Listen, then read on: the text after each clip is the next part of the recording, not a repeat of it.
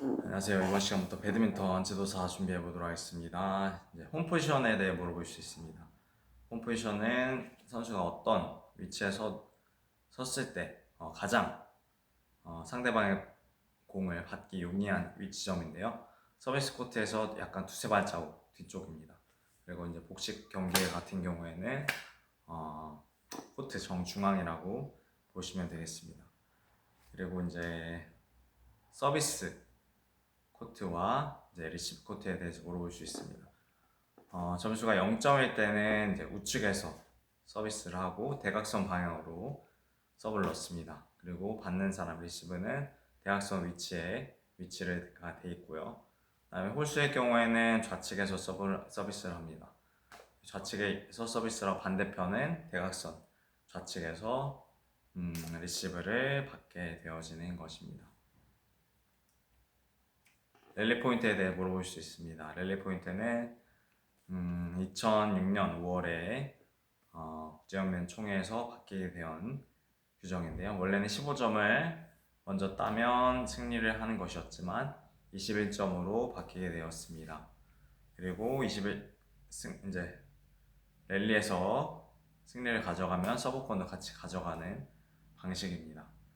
근데 이제 21점에서 듀스가 되었을 때 20대 20이었을 경우에는 2점을 먼저 낸 20점에서 2점을 먼저 낸 팀이 승리를 하게 되는데요. 끝까지 가는 건 아니고 30점에 먼저 도달하면 듀스가 없이 바로 끝나게 되었습니다. 초등학생 같은 경우에는 이제 17점을 먼저 가져가면 이기게 되고요. 그리고 듀스를 계속 가져갔을 때는 24점에 먼저 도달하는 팀이 이기게 되어집니다. 그래서 24점이 둘 다 되었을 때 25점까지 한 포인트만 더 내면 초등학생들은 끝나게 되었습니다. 그래서 결론을 내들면 30점에 먼저 도달하면 완전히 끝난다. 성인 같은 경우에는. 초등학생 같은 경우 25점에 도달하면 완전히 끝난다 라고 보시면 되겠습니다. 셔틀콕의 무게와 길이에 대해서 물어볼 수 있습니다. 무게는 4.74g에서 이제 5.5g까지 되어집니다. 그리고 이제 셔틀콕의 이제 상단의 지름 같은 경우에는 이제 58mm에서 1mm에서 68mm까지 되어지고요. 가장 그 밑에 지름 같은 경우에는 더 짧습니다.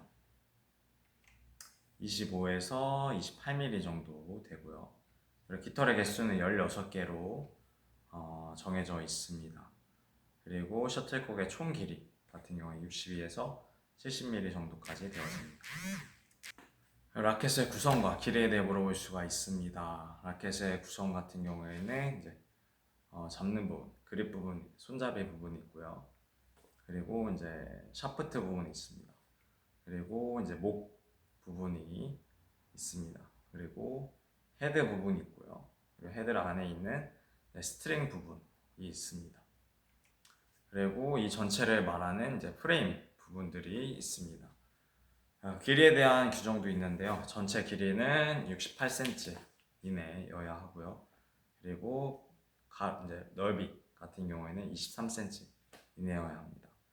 그리고 이제 스트링 부분에 대한 제한도 있는데요.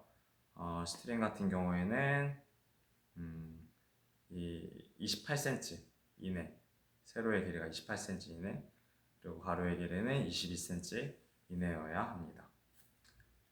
배드민턴 경기 인원에 대해 물어볼 수 있습니다. 배드민턴 경기는 남자, 여자 단식, 남자 복식, 여자 복식, 그리고 혼합 복식 이렇게 이루어지게 됩니다.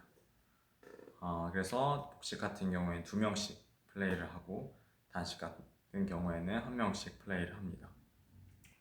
토스에 대해 물어볼 수 있습니다. 토스는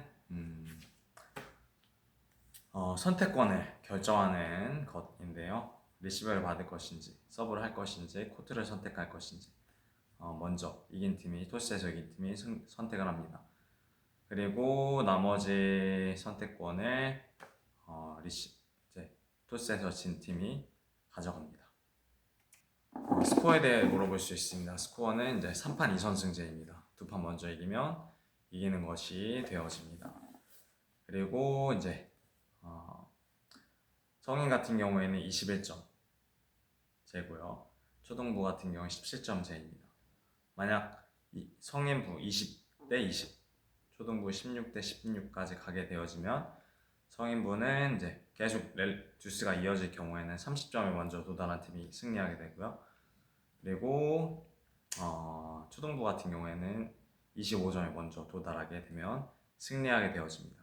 그래서 듀스의 경우에는 2점을 먼저 낸 팀이 승리하게 되어지는 규정이 있습니다. 인터벌에 대해 물어볼 수 있습니다. 인터벌은 1경기, 2경기 때는 60초 이내 인터벌 시간이 약간의 휴식 시간이 주어질 수가 있습니다. 그리고 이 두 번째에서 세 번째 경기로 이어질 경우 같은 경우는 120초 이내 인터벌이 주어지게 됩니다. 만약에 코트로 늦게 복귀하게 되면 심판에게 경고 또는 레드카드, 즉 폴트를 받을 수가 있습니다. 그리고 코트 변경에 대해 물어볼 수 있습니다. 첫 경기에서 첫 경기가 끝나면 코트를 바꿉니다. 그리고 또 게임 스코어가 1대1이 돼서 세 번째 경기를 하게 된다. 그때도 또 바꿉니다. 그러니까 경기가 종료될 때만 한 번씩 바꾸게 되어지고요. 세 번째 경기에서는 이제 11점이 되었을 경우에 코트 체인지를 하게 되어집니다. 초등부 같은 경우에는 9점에서 코트를 바꾸게 됩니다. 그리고 코트 규격에 대해 물어볼 수 있습니다. 길이는 13.4m로 단식과 복식이 동일합니다. 복식 같은 경우에 너비가 다른데요. 6.1m입니다. 그리고 단식은 5.18m입니다. 그리고 지주대 높이 같은 경우에는 1.55m입니다. 그리고 네트가 가운데 같은 경우에는 1.524m로 볼 수가 있습니다. 그리고 네트의 폭 같은 경우에는 76cm이고요. 요 코트마다 있는 요 라인 같은 경우에는 두께가 4cm 정도 되어집니다. 그리고 폴트에 해당하는 부분에 물어볼 수 있습니다. 서비스가 올바르지 않은 경우에 이렇고요. 고함을 치거나 아니면은 불필요한 몸짓으로 상대방을 방해했을 때도 마찬가지로 폴트가 되어집니다. 그리고 이제 공을 라켓으로 쳐야 되는데 손이나 발이나 옷이나 이런 데 맞았을 때 아니면 오버네트 됐을 때 공이 네트에 넘어오기 전에 네트에 요 셔틀 그 헤드가 넘어가서 치는 경우에 또 반칙이 되고요. 더블 터치, 더블 히트 2번 연속해서 공을 쳤을 때 이때도 반칙이 되어지고요. 서비스를 하려고 했는데 헛스윙 했을 때도 반칙이 되고요. 폴트가 되고요. 다음에 공이 라인 바깥으로 떨어지는 경우도 폴트로 인정이 됩니다.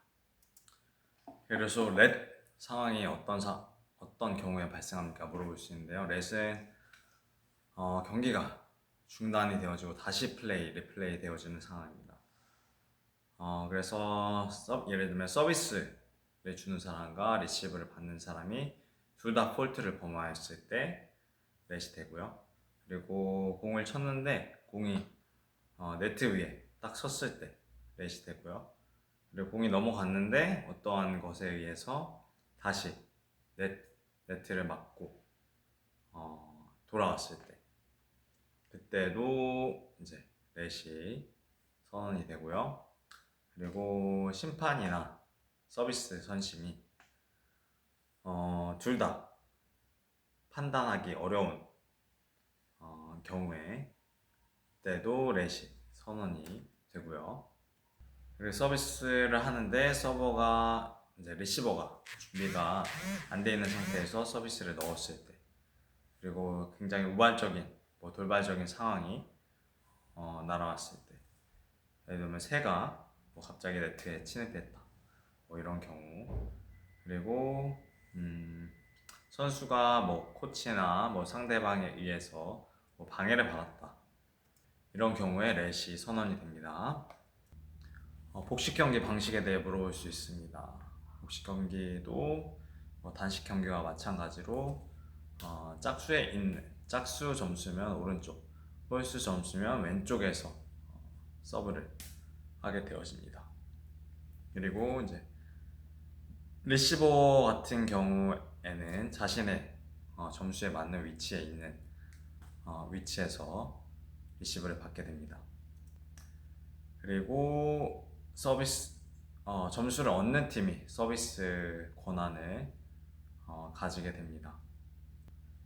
그래서 예를 들면 서비스 권한을 가진 첫 번째 선수가 오른쪽에서 서브를 예를 들면은 상대편 B1 선수에게 넣었다.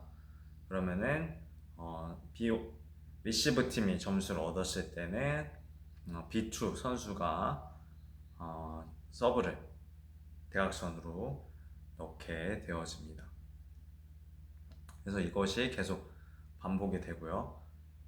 이긴 팀, 랠리에서 포인트를 얻는 선수는 짝수일 때는 우측, 좌측에 홀수일 때는 좌측에서 서브를 넣게 되고요. 리시버 같은 경우에는 자신의 점수에 맞는 위치에 계속 고정이 되어집니다.